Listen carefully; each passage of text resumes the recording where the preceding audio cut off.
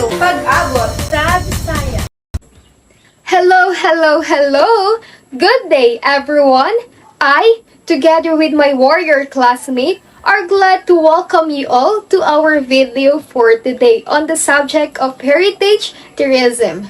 This video will talk about the Visayas, also known as the Visayan group of islands, and it is one of the three island groups making up the Philippine archipelago. The Visayas consists of several islands in the central Philippines around the Visayan Sea to the east and the Sulu Sea to the west. To discuss and learn more about the Visayas, here's my group mates. And now, we will be talking about the history and geography of Visayas, which will be tackled by Miss Cordero.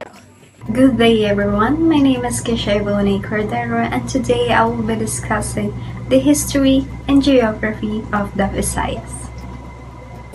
Visayan, also spelled as Visayan, generally refer to the people who trace their roots the Visayan-speaking region and central Philippines.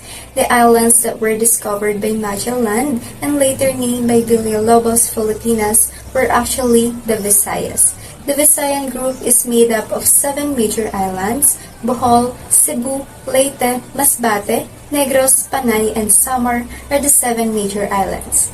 The next reporter would be Miss Robis. Maupay nga adlaw, my name is Patricia May Robis and I will be discussing the spoken languages here in Visayas. There are 3 major local languages spoken in the Visayas group of islands: Cebuano, Hiligaynon, and Waray. Cebuano is widely spoken in the central Visayas, as well as in the eastern Visayas. I will now give the floor to Miss Ate that will be discussing about the religions in Visayas. Good day everyone, I'm Julia Maxindi Ate and I'm going to be discussing about the religions in Visayas. The majority of the Visayans are Roman Catholics and some belong to the other religions with a denomination. They make up a large part of Christian population.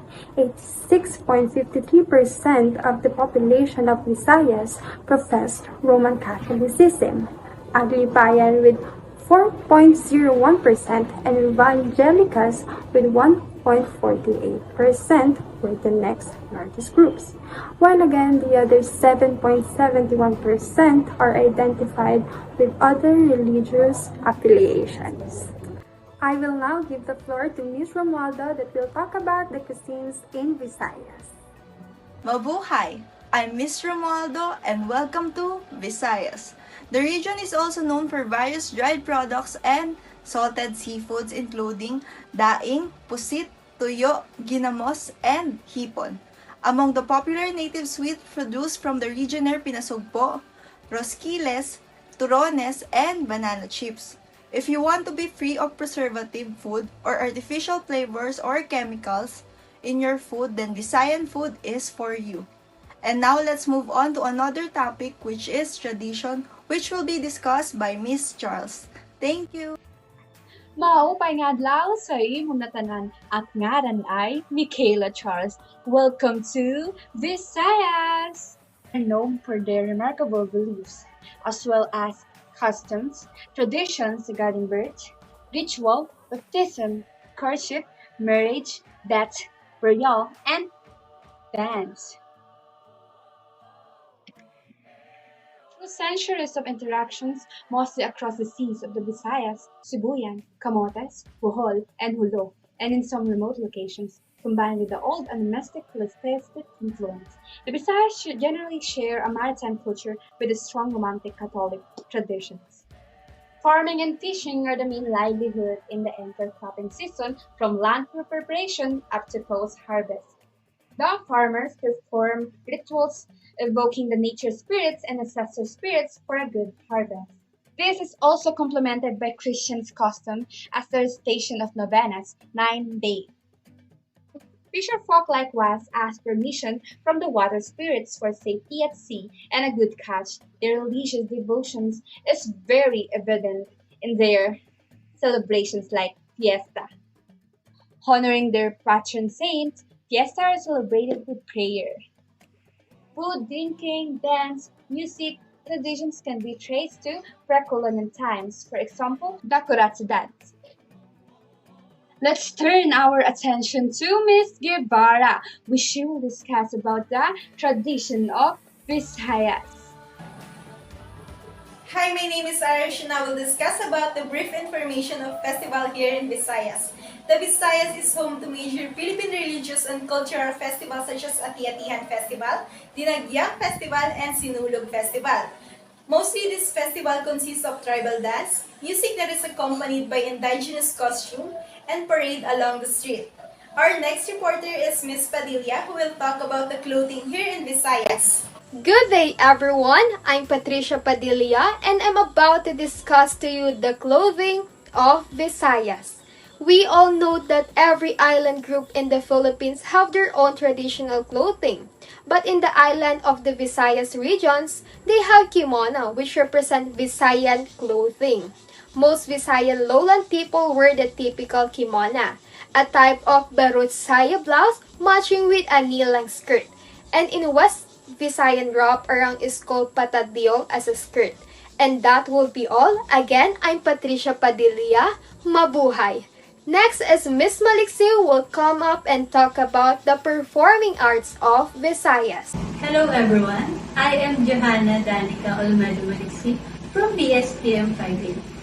What makes them extra special is that they are crafted by the hardworking hands of indigenous people, such as the Mamanwa tribe in southern Leyte. These indigenous people are one of the foundations of Visayas arts and crafts. To know more about Visayas, we have Mr. De Jesus, who will talk about natural heritage. Hi, I'm Marian John Paulo De Jesus. Now I'm gonna talk about the Visayas natural heritage. The region is surrounded by the sea and inland waters. They are rich sources of salt and freshwater fish and other marine products. It is one of the fish exporting regions of the country. There are substantial forest reserves in the interiors of the island. That's all.